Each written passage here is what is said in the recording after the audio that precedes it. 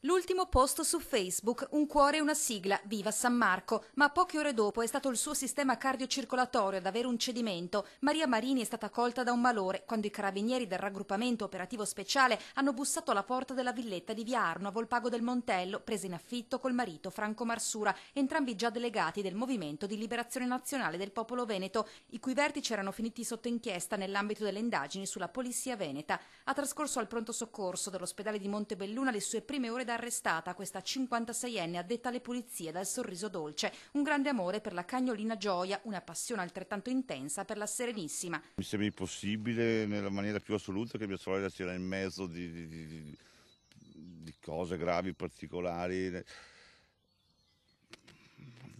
Non penso che mia sorella non abbia mai avuto a che fare con un fucile, una pistola o qualsiasi cosa, qualsiasi arma di questo mondo. Nel suo album dei ricordi le foto con Patrizia Badì e Lucio Chiavegato, coi quali ha condiviso prima l'impegno nella LIFE e ora l'accusa di associazione con finalità di sovversione, fra lo stupore del vicinato. So che una volta avevano chiesto anche a me, volevano coinvolgermi nel loro partito in queste cose, io ho detto di no, mi sono tirata fuori, insomma, ho detto di no, non ne voglio sapere, ecco. Sinceramente non pensavo.